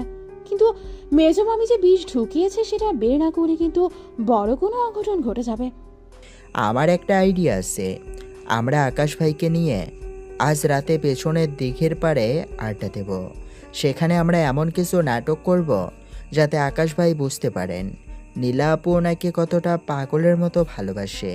আমরা মিথ্যা বলবো যে নীলা আপু অসুস্থ হয়ে পড়েছেন। আরে না, আপু তো এমনিতেই সাইকো, ওসব ছোটোখাটো নাটকে কাজ হবে না। বরং আমরা আকাশ ভাইকে বলবো যে জাওয়াদ আবার এলাকায় এসেছে নীলা আপুকে তুলে নিয়ে যেতে। আকাশ ভাই যদি পুরুষ হয়ে থাকেন তবে ওনার ভিতরের হিরোটা জেগে উঠবেই। তারা যখন এই ফোন দিয়ে আসছে তখন নীলা বাগানের ঝোপের আড়াল থেকে সব শুনছিল। সে মনে মনে হাসলো। কাজিনদের এই বোকামিগুলোই এখন তার কাজে লাগবে। সে ভাবলো আকাশকে একটু হিংসুটে জ্যালাস করে তুললে মন্দ হয় না। সন্ধ্যা নামার পর পুরো নানুবাড়ি কুয়াশায় ঢেকে গেল। আকাশ একা দিঘির পাড়ে একটা শান বাঁধানো ঘাটে বসেছিল। তার মনে হচ্ছিল সে পৃথিবীর সবচেয়ে একা মানুষ। হঠাৎ রাফি দৌড়ে এলো। আকাশ ভাই, সর্বনাশ হয়ে গেছে। ওই জাওয়াদ লোকটা তার কিছু গুন্ডা নিয়ে পেছনের গেটে এসেছে। সে বলেছে নীলা আপুকে সে নিয়ে যাবে। আপু একা ওদিকে গেছে ওদের সাথে কথা বলতে। আকাশের মাথায় যেন রক্ত চড়ে গেল। সে নীলার উপর বিরক্ত হতে পারে, কিন্তু অন্য কেউ নীলার অসম্মান করবে এটা সে সইতে পারল না। আকাশ দৌড়ে পেছনের গেটের দিকে গেল। সেখানে গিয়ে সে দেখল অন্ধকার ছায়ায় দুজন মানুষ দাঁড়িয়ে আছে। একজন নীলা আর অন্যজন লম্বা চওড়া এক যুবক। তারা ফিসফিস করে কথা বলছে। আকাশ আর সহ্য করতে পারল না। সে দৌড়ে সেই যুবককে একটা ঘুষি মারল। যুবকটি মাটিতে লুটিয়ে পড়ল। আসলে সে ছিল শোভন। ছদ্মবেশ ধরে দাঁড়িয়েছিল। নীলা চিৎকার করে উঠল, আকাশ, এটা কি করলি তুই? শোভনকে কেন মারলি? জাওয়াত কোথায়?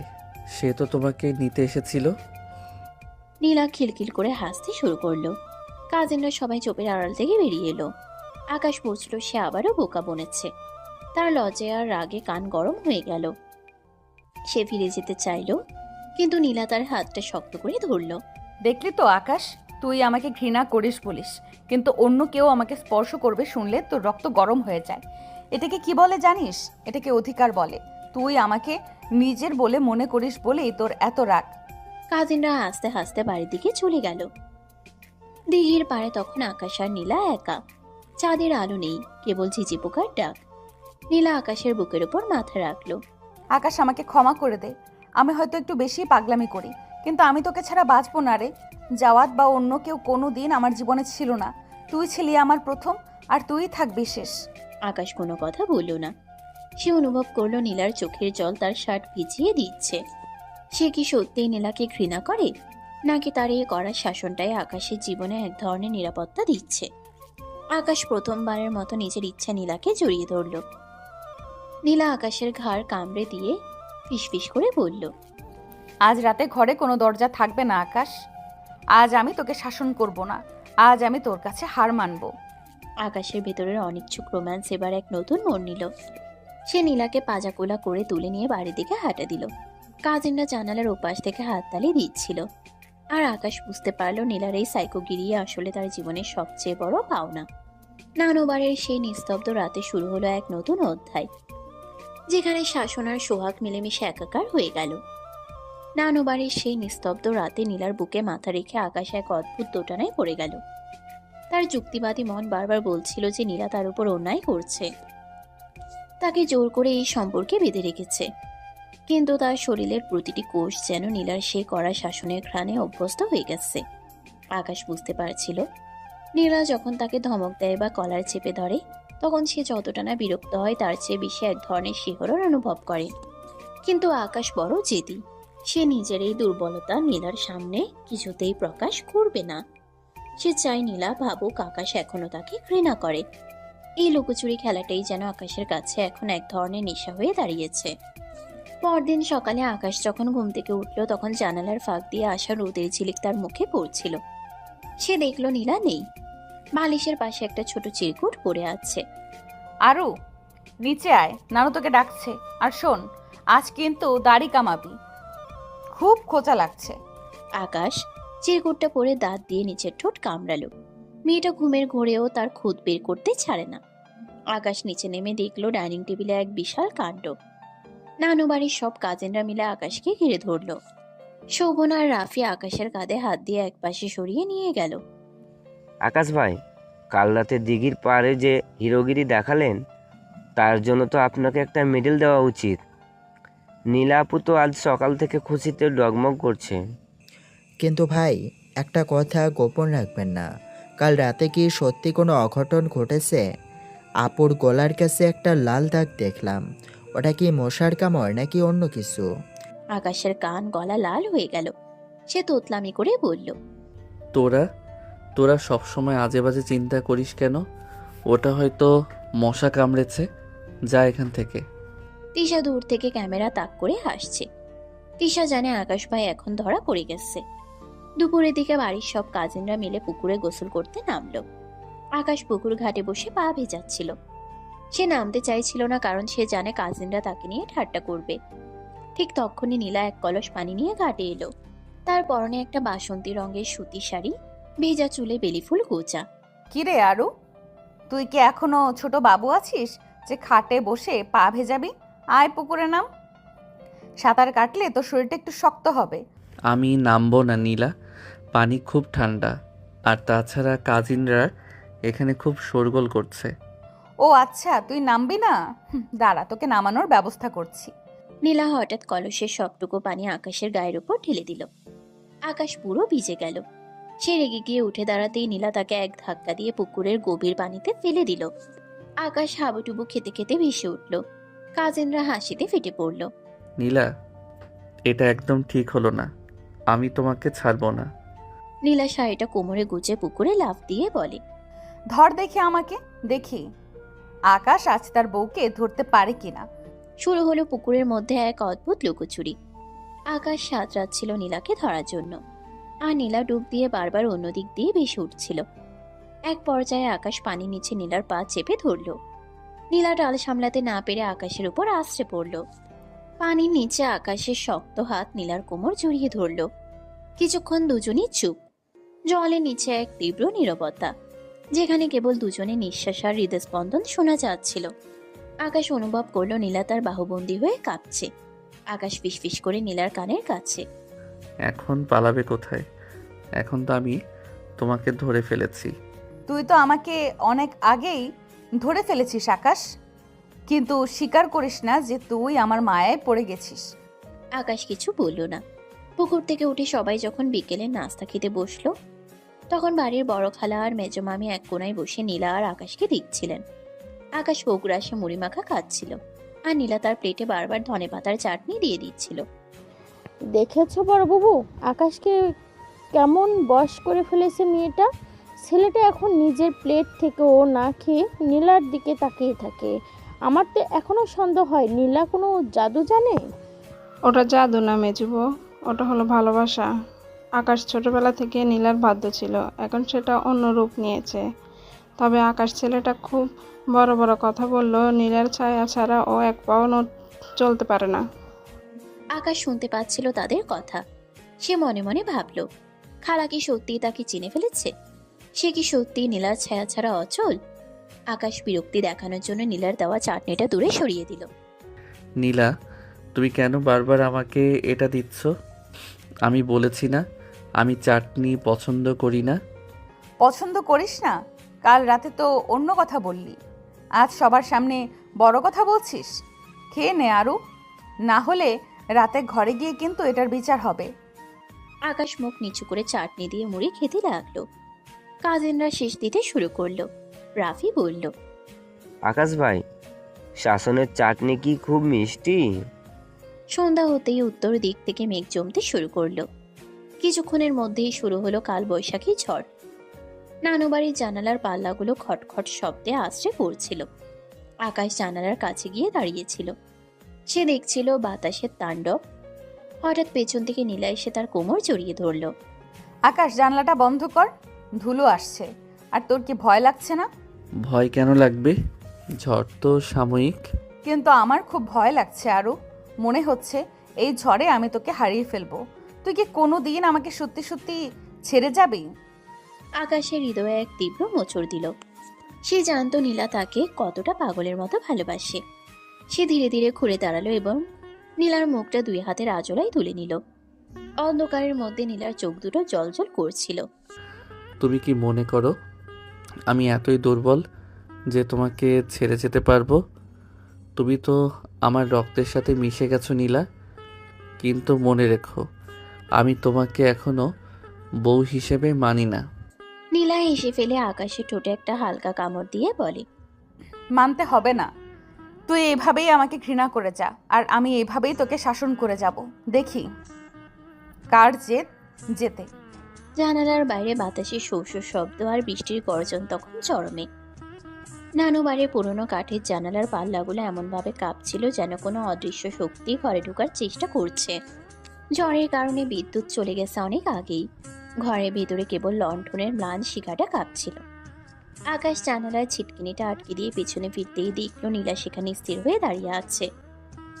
আগুনের হলদেটে আলোয় নীলার ছায়াটা দেয়ালে এক বিশাল আকার ধারণ করেছে। নীলা, তুমি ওভাবে মূর্তির মতো দাঁড়িয়ে আছো কেন? যাও বিছানায় গিয়ে শও, আমি সোফায় বসছি। এই ঝড়ের রাতে তুই আমাকে একা ফেলে সোফায় শুবি? আকাশ, তুই কি সত্যিই চাস আমি ভয়ে সারা রাত জেগে থাকি? তুমি কি সেই ছোটবেলার নীলা আপু আছো যে তেলাপোকা দেখলে চিৎকার দিতে?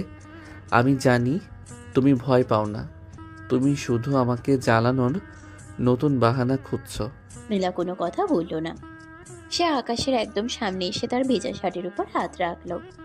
বৃষ্টির কয়েক ফোঁটা আকাশের চুলে লেগেছিল। নীলা তার শাড়ির আঁচল দিয়ে আকাশের মাথাটা আলতো করে মুছে দিতে লাগলো।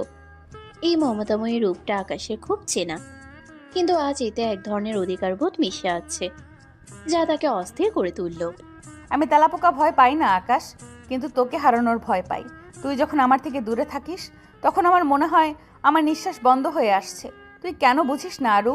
তুই ছাড়া আমার এই পাগলামি করার আর কোনো জায়গা নেই। কিন্তু আজ এতে এক ধরনের অধিকারবোধ মিশে আছে যা তাকে অস্থির করে তুলল। আকাশ এবার নীলার হাতটা সরিয়ে দিতে চাইল, কিন্তু নীলা তার হাতটা নিজের বুকের উপর চেপে ধরল। আকাশের হাতের তালুতে নীলার হৃৎপিণ্ডের দ্রুত স্পন্দন অনুভূত হচ্ছিল। আকাশ অনুভব করল তার জিদগুলো বালির বাঁধের মতো ভেঙে পড়ছে। সে আর নিজেকে ধরে রাখতে পারল না। নীলার কোমর জড়িয়ে ধরে তাকে নিজের নিবিড় আলিঙ্গনে টেনে নিল। নীলা আকাশের ঘাড়ে মুখ লুকিয়ে এক তৃপ্তির দীর্ঘশ্বাস ফেলল। আজ রাতে কোনো শাসন নেই আকাশ, আজ শুধু আমি আর তুই। আজ তুই যা চাইবি আমি তাই দেব। আকাশ আর উত্তর দিল না। সে নীলাকে পাজা কোলা করে তুলে নিয়ে বিছানায় শুয়ে দিল। অন্ধকারের মধ্যে নীলার বেনারসি শাড়ির খসখস শব্দ আর আকাশের দ্রুত নিঃশ্বাস মিলেমিশে একাকার হয়ে গেল। আকাশে ঠোঁট যখন নীলার গলায় বিচরণ করছিল, নীলা যন্ত্রণায় আর সুখে আকাশকে আরো শক্ত করে জড়িয়ে ধরল। অনিচ্ছুক রোম্যান্স এখন এক আদিম তীব্রতায় রূপ নিল, যেখানে বড় আর ছোটর ব্যবধান মুছে গিয়ে কেবল দুজন মানুষের হাহাকার অবশিষ্ট রইল।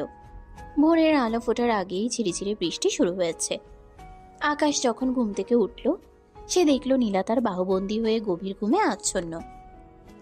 নীলার এলোমেলো চুলগুলো আকাশের মুখে এসে লাগছিল। আকাশ হাত বাড়িয়ে নীলার চুলগুলো সরিয়ে দিল। সে ভাবছিল কাল রাতেই সেই পাগল করা মুহূর্তগুলোর পর সে কিভাবে আবার নীলার সামনে বিরক্তি প্রকাশ করবে। হঠাৎ দরজার ওপাশে ফিসফিসানি আর হাসির শব্দ শোনা গেল। কিরে শোভন, কোনো শব্দ পাচ্ছিস? আকাশ ভাই মনে হয় এখনো অপারেশন থিয়েটারে। আরে চুপ কর তিশা, দেখ দরজার নিচ দিয়ে আলো দেখা যাচ্ছে কিনা। আমার তো মনে হয় কাল রাতে কোনো বড় ভূমিকম্প হয়েছে এই ঘরে। তোরা সর, আমি উকি দিয়ে দেখি আকাশ ভাইয়ের দাড়ি কি আর একটু বড় হয়েছে কিনা। নীলাপু তো ওনারে আজ ছাড়বে না। আকাশ তড়িৎ গতিতে বিছানা ছাড়ল। সে নীলাকে জাগাতে চাইল না। দ্রুত কাপড় গুছিয়ে নিয়ে সে দরজার কাছে গেল। সে জানতো কাজিনরা এখন তাকে নাস্তানাবুদ করবে। আকাশ দরজা খুলতেই দেখল তিনজন কাজিন দরজার উপর হুড়মুড়িয়ে পড়ল। তারা উৎপেতে ছিল আকাশকে ধরার জন্য। তোদের কি সকালবেলা কোনো কাজ নেই? দরজার উপর এভাবে শুয়ে আছিস কেন? আকাশ ভাই, আপনার চোখের নিচে কালি কেন? আর শার্টের বোতাম উল্টো কেন লাগিয়েছেন? হোমা, আকাশ ভাই তো দেখি পুরোপুরি বিধ্বস্ত। নীলাপু কি আপনাকে সারা রাত অঙ্ক করিয়েছে? আকাশ লজ্জায় আর রাগে রাফের কান ধরে এক মোচড় দিল। সে কোনো মতে তাদের পাশ কাটিয়ে নিচে নামার চেষ্টা করলো, কিন্তু কাজিনরা তো নাছর বান্দা। তারা আকাশের পিছনে পিছনে ড্রয়িং রুম পর্যন্ত চলে এলো। ড্রয়িং রুমে তখন নানু আর বড় খালা নাস্তা নিয়ে বসেছেন। মেজো মামি এক কোনায় মুখ ভার করে চা খাচ্ছিলেন। মেজো মামি কালকের অপমানের প্রতিশোধ নেওয়ার সুযোগ খুঁজছিলেন। আকাশকে দেখে তিনি মুচকি হাসলেন। কি গো আকাশ বাবা, শরীর ঠিক আছে তো? কাল রাতে অনেক ঝড় বৃষ্টি হয়েছে, তোমাদের ঘরে কোনো অসুবিধা হয়নি তো? না মামি, সব ঠিক ছিল। হবে নাই বা কেন? নীলার মতো মেয়ে যার ঘরে থাকে তার কি ঝড়ের ভয় আছে? তবে বাবা, নীলার ওপর একটু সাবধানে থেকো। ও কিন্তু শাসন করতে করতে মানুষকে শেষ করে দেয়। আমাদের বংশের মেয়েরা একটু এমনই হয়। আকাশ মেজো মামির কথার কোনো উত্তর দিল না। সে বুঝল মামি এখনো নীলার বিরুদ্ধে বিষ ঢালছেন। ঠিক তখনই সিঁড়ি দিয়ে নেমে এলো নীলা। তার পরনে একটা সাদা সালোয়ার কামিজ, কপালে ছোট একটা লাল টিপ। নীলাকে আজ অন্যদিনের চেয়েও বেশি সতেজ দেখাচ্ছে। মামি, আকাশকে নিয়ে আপনি এত দুশ্চিন্তা করবেন না। ওকে শাসন করার জন্য তো আমি আছি। আপনি বরং বড় খালার চায়ে চিনির পরিমাণটা দেখে নিন, বড্ড কম হয়েছে।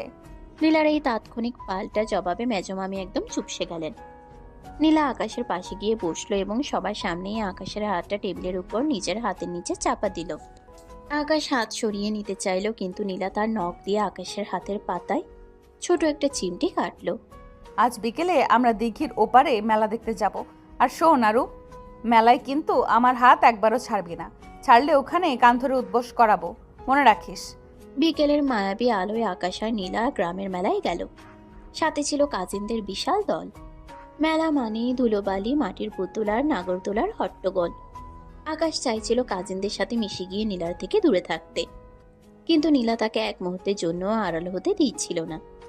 সে আকাশের পাঞ্জাবির হাতা ধরে তাকে টানতে টানতে একটা চুরির দোকানে নিয়ে গেল। আকাশ, এই কাচের চুড়িগুলো দেখতো কোনটা আমার হাতে বেশি মানাবে। সব কটাই ভালো, যেটা খুশি নিয়ে নাও।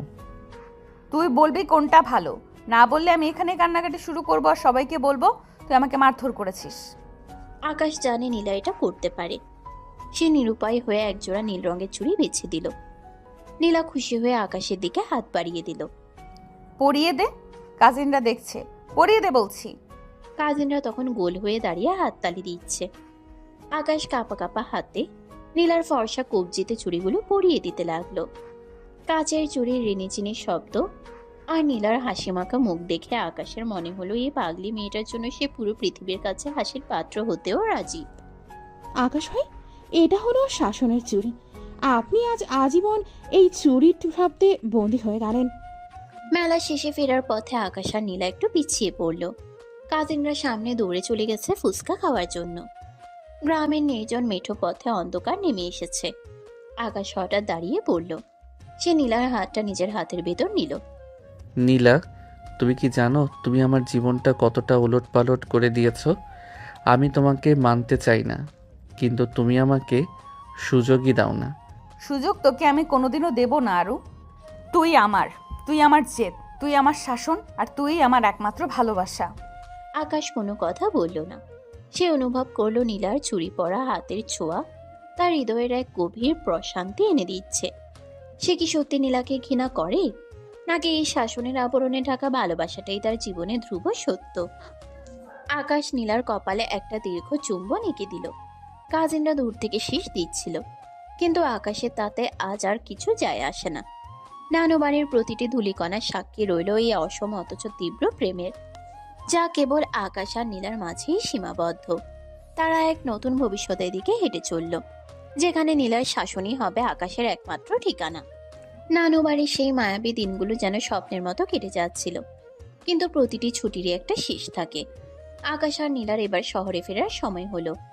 বাসর ঘরের সেই আতঙ্কিত আকাশ আর আজকের এই আকাশের মধ্যে আকাশ পাতাল তফাৎ। আকাশ এখনো মুখে বলে যে সে নীলাকে সহ্য করতে পারছে না, কিন্তু নীলার ব্যাগ গোছানো থেকে শুরু করে প্রতিটি ছোটখাটো জিনিসের খেয়াল এখন আকাশই রাখছে। ফেরার পথে ট্রেনের জানালার পাশে বসে আকাশ বাইরের দৃশ্য দেখছিল। নীলা তার কাঁধে মাথা রেখে পরম শান্তিতে ঘুমাচ্ছে। আকাশের মনে হলো যে মানুষটার শাসনকে সে বিষ মনে করত, আজ সেই মানুষটার অস্তিত্বই তার নিঃশ্বাসের মতো হয়ে গেছে। সে বুঝতে পারলো বড় খালাতো বোন হওয়াটা কোনো বাধা ছিল না, বাধা ছিল তার নিজের ইগো। ঢাকা ফিরে আকাশ আর নীলা তাদের ছোট কিন্তু পরিপাটি ফ্ল্যাটে নতুন জীবন শুরু করলো। এখানে কোনো কাজিনদের চিৎকার নেই, নেই কোনো মুরব্বীদের পাহারা। আকাশ ভেবেছিল এখানে অন্তত সে নীলার শাসনের হাত থেকে মুক্তি পাবে, কিন্তু নীলা তো নীলাই। সে অফিস থেকে ফেরার পর আকাশের জুতোর ফিতা খোলা থেকে শুরু করে তাকে হাত মুখ ধুয়ে ডাইনিং টেবিলে বসানো, সবকিছুই নিজের হাতে শাসন আর সোহাগ দিয়ে নিয়ন্ত্রণ করতে লাগলো। একদিন বিকেলে মেজমামি ঢাকা এলেন তাদের বাসায়।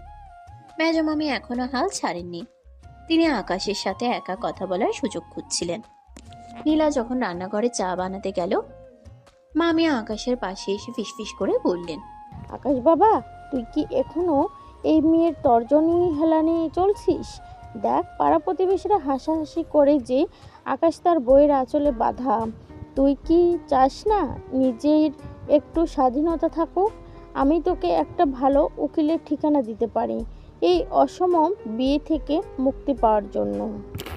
আকাশ এবার আর চুপ করে থাকলো না।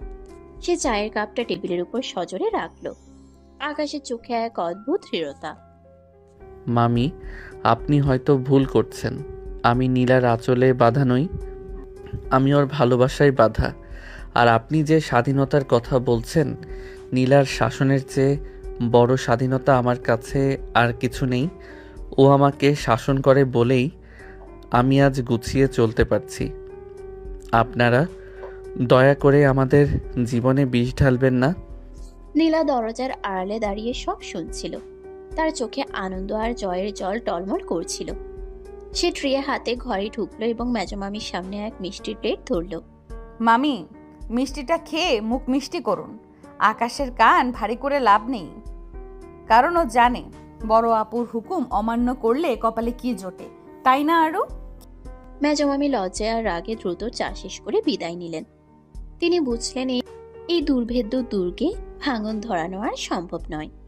কয়েক মাস পর এক বর্ষণ মুখর সন্ধ্যা। আকাশ অফিস থেকে ভিজে ফিরেছে। নীলা আজ অস্বাভাবিক শান্ত। সে আকাশের তোয়ালে নিয়ে দাঁড়িয়েছিল না, বরং জানালার ধারে চুপচাপ বসেছিল। আকাশ অবাক হলো। সে গিয়ে নীলার কাঁধে হাত রাখলো। কি হয়েছে নীলা? শরীর খারাপ? আজ তো আমাকে বকা দিলে না যে বৃষ্টিতে কেন ভিজলাম? নীলা ঘুরে দাঁড়ালো। তার চোখে এক অপার্থিব মায়া আর ঠোঁটে বিজয়ীর হাসি। সে আকাশের হাতে একটা ছোট প্যাকেট তুলে দিল। আকাশ অবাক হয়ে প্যাকেটটা খুলল। ভিতরে একটা ছোট জুতো আর একটা রিপোর্ট। আকাশের চোখ ছানা বড়া হয়ে গেল। সে অবিশ্বাসের দৃষ্টিতে নীলার দিকে তাকালো। কি রে আরু, এখন কি করবি? এখন তো তোকে ডাবল শাসন সহ্য করতে হবে। তোর জীবনে আরো একজন আসছে যে তোকে আমার মতোই জ্বালাবে। আকাশ এবার আর নিজেকে সামলাতে পারল না। সে নীলাকে পাজা কোলা করে তুলে নিয়ে সারা ঘর ঘুরতে লাগলো। তার খুশির সীমা ছিল না। সে এতদিন যে বড় বোনের শাসনের বিরুদ্ধে বিদ্রোহ করত, আজ সেই মানুষটার কাছে সেই চিরস্থায়ীভাবে আত্মসমর্পণ করলো। নীলা, তুমি যদি আমার সিনিয়র না হতে তবে হয়তো আমি জানতেই পারতাম না যে শাসন আর ভালোবাসার মধ্যে কোনো পার্থক্য নেই। আমি তোমাকে অনেক ভালোবাসি আমার পাগলি বউ। মনে থাকে যেন, বাচ্চার সামনে কিন্তু আমাকে আপু আপু ডাকা চলবে না, একদম বউ বলে ডাকবি, না হলে কিন্তু। না হলে কান ধরে উঠবস করাবে, জানি তো। আকাশ আর নীলার সেই অমীমাংসিত লড়াই আজ এক পূর্ণতায় রূপ নিল। কাজিনরা যখন এই খবর শুনল, তখন তিশা, রাফিয়ার শোভন মিষ্টি নিয়ে হাজির হলো। তিশা তার ক্যামেরা দিয়ে সেই মুহূর্তের ছবি তুলল, যেখানে আকাশ নীলার হাত শক্ত করে ধরে আছে আর নীলা আকাশের বুকে মাথা রেখে পরম নিশ্চিন্তে হাসছে। যেখানে আকাশ নীলার হাত শক্ত করে ধরে আছে আর নীলা আকাশের বুকে মাথা রেখে পরম নিশ্চিন্তে হাসছে। কাজিনরা একসাথে চেঁচিয়ে উঠল। নানুবাড়ির সেই নিস্তব্ধ বাসর ঘর থেকে শুরু হওয়া গল্পটা আজ এক সুন্দর শান্ত নীড়ে এসে সমাপ্ত হলো। আকাশ এখন আর পালানোর পথ খোঁজে না, বরং সে নীলার শাসনের মাঝেই নিজের স্বর্গ খুঁজে পেয়েছে। বড় বোন থেকে জীবনসঙ্গী হওয়ার এই যাত্রায় জয় হলো কেবল নিখাত ভালোবাসার। শাসনের শিকল আজ সোনালী সুতোয় পরিণত হয়েছে, যা তাদের দুজনকে এক অবিচ্ছেদ্য বন্ধনে বেঁধে রেখেছে। ঢাকা শহরের ব্যস্ত জীবনের মাঝে আকাশ আর নীলার ছোট সংসারটা এখন এক নতুন উত্তেজনায় কাঁপছে। নীলা এখন 6 মাসের অন্তঃসত্ত্বা, কিন্তু নীলার স্বভাব কি আর বদলায়? বরং প্রেগন্যান্সি হরমোনের কারণে তার সাইকোগিরি আর শাসন এখন দ্বিগুণ হয়ে গেছে। আগে সে শুধু আকাশকে শাসন করত, এখন সে পেটের বাচ্চাকে সাথে নিয়ে আকাশকে নাজেহাল করে ছাড়ে। মাঝরাতে হঠাৎ নীলার মনে হলো সে কাঁচা আম দিয়ে শুটকি মাছের ভর্তা খাবে। আকাশ তখন গভীর ঘুমে বিভোর। এই আরু, ওট বলছি। তোর ছেলে বলেছে যে এখন শুটকি ভর্তা খাবে, জলদি রান্নাঘরে যা। নীলা, এখন রাত 3টা বাজে, এখন শুটকি কোথায় পাবো? আর ছেলে বলছে নাকি তুমি বলছো? খবরদার আকাশ, আমার সাথে তর্ক করবি না। আমি তোর সিনিয়র, তোর বউ এবং তোর বাচ্চার মা। যা বলছি তাই কর, না হলে আমি এক্ষুনি চিৎকার করে বাড়ি মাথায় তুলবো। আকাশ নিরুপায় হয়ে রান্নাঘরে গেল। সারা ঘরে শুটকির গন্ধে টেকা দেয়, কিন্তু নীলা তৃপ্তি করে খাচ্ছে আর আকাশকে দিয়ে পা টিপিয়ে নিচ্ছে। আকাশের মনে হলো বাসর রাতে যে লড়াই শুরু হয়েছিল সেটা আসলে কোনোদিন শেষ হওয়ার নয়। তবে এখন আর এই শাসনে বিরক্তি লাগে না, বরং এক অদ্ভুত মায়া লাগে। ছুটির দিন সকালে আকাশ ভাবলে একটু শান্তিতে ঘুমাবে, কিন্তু তার সেই শান্তিতে জল ঢেলে দিয়ে কলিং বেল বাজিয়ে হাজির হলো সেই বানর সেনা। শোভন, তিশা আর রাফি, তাদের হাতে এক গাদা উপহার আর মুখে সেই চিরচেনা বিদ্রুপের হাসি। আকাশ ভাই, এই যে আমরা চলে এসেছি। বাচ্চার নাম কি ঠিক করলেন? আকাশ নীলা নাকি আকাশের শাসন? আপু, ভেতরে কি ফুটবল খেলা চলছে? আকাশ ভাই কি এখনো বাচ্চার ভয়ে বাথরুমে ঢোকায়? আরে তিশা দেখ, আকাশ ভাই তো দেখি পুরোপুরি গৃহিণী হয়ে গেছেন। হাতে অ্যাপ্রন লাগানো, হাতে খুন্তি। নীলা আপু তো ওনারে একদম মক্স করে ছেড়েছে। আকাশ এবার আর রাগ করল না। সে কাজিনদের জন্য নাস্তা বানাতে বানাতে হাসলো। সে জানতো এই দুষ্টু দলটাই তার আর নীলার সম্পর্কের সাক্ষী। নীলা সোফায় রানী ভিক্টোরিয়ার মতো বসে কাজিনদের ডিরেকশন দিচ্ছে আর আকাশকে দিয়ে চা পরিবেশন করাচ্ছে। শোভন, তোর আকাশ ভাইকে বলতো একটু ভালো করে চা বানাতে, চিনি যেন কম না হয়। ও তো আজকাল আমার কথা কানেই নেয় না। নীলা, আমি সব শুনছি। কাজিনদের সামনে অন্তত একটু সম্মান দাও। আমি এখন বাবা হতে চলেছি। আকাশ ভাই, বাবা হলেও আপনি আমাদের সেই ছোট বড়ি থাকবেন যাকে নীলা আপু কান ধরে বাসর ঘরে ঢুকিয়েছিল। সময় দ্রুত বয়ে চলল। একদিন মাঝরাতে নীলার প্রস্রব বেদনা শুরু হলো। আকাশ তখন কাঁপতে কাঁপতে গাড়ি বের করলো। হাসপাতালে যাওয়ার পথেও নীলা আকাশের হাতটা মরণ কামড়ের মতো কামড়ে ধরে রইল। আকাশ, যদি আমার কিছু হয় তবে তোকে আমি পরকালেও ছাড়বো না। তুই কেন আমাকে এত কষ্ট দিচ্ছিস? সব তোর দোষ। আচ্ছা বাবা, সব আমার দোষ। তুমি শান্ত হও, আমরা হাসপাতালে পৌঁছে গেছি। ওটির বাইরে আকাশ পায়চারি করছিল। তার মনে হচ্ছিল তার কলিজাটা কেউ ছিঁড়ে নিচ্ছে। ঠিক 1 ঘন্টা পর নার্স বেরিয়ে এসে একটা ছোট্ট তুলতুলে বাচ্চার প্যাকেট আকাশের কোলে তুলে দিল। অভিনন্দন, আপনার ছেলে হয়েছে। একদম মায়ের মতো চোখ পেয়েছে। আকাশ বাচ্চার দিকে তাকিয়ে ফুপিয়ে কেঁদে উঠল। তার মনে হলো পৃথিবীর সব যুদ্ধ আজ শেষ হয়ে গেল। সে কেবিনে গিয়ে দেখলো নীলা ফ্যাকাশে মুখে শুয়ে আছে। আকাশ বাচ্চার কপালে আর নীলার কপালে চুমু খেলো। নীলা, দেখো আমাদের ছেলে একদম তোমার মতো রাগী দেখাচ্ছে। ছেলে তো আমার মতোই হবে। ও বড় হয়ে তোকে আমার সাথে মিলে শাসন করবে। তৈরি থাকিস আরু। 1 মাস পর নানু বাড়িতে আজ আকিকা অনুষ্ঠান। পুরো বাড়ি লোকে লোকারণ্য। মেজর মামিও এসেছেন, তবে এখন আর তার মুখে বিষ নেই।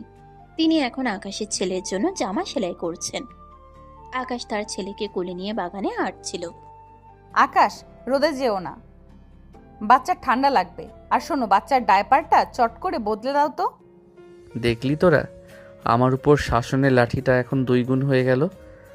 মা বলছে এক কথা, ছেলে বলছে অন্য কথা। এটাই তো সুখ আকাশ ভাই। যে শাসনে ভালোবাসা থাকে, সেই শাসনেই তো মানুষের ভাগ্য। আকাশের মনে হলো তিশা ঠিকই বলেছে। বড় খালাতো বোন যখন বউ হয়, তখন জীবনে শাসনের অভাব হয় না ঠিকই, কিন্তু সেই শাসনের আড়ালেই লুকিয়ে থাকে পৃথিবীর শ্রেষ্ঠ স্বর্গ। আকাশ তার ছেলেকে বুকে জড়িয়ে নীলার দিকে তাকালো। নীলা তখন জানালার ওপাশে দাঁড়িয়ে আকাশের দিকে তাকিয়ে এক বিজয়ীর হাসি দিচ্ছিল। আকাশ বুঝল, সে আজীবন এই হাসির কাছে, এই শাসনের কাছে আর এই ভালোবাসার কাছে হার মানতে রাজি। শব্দ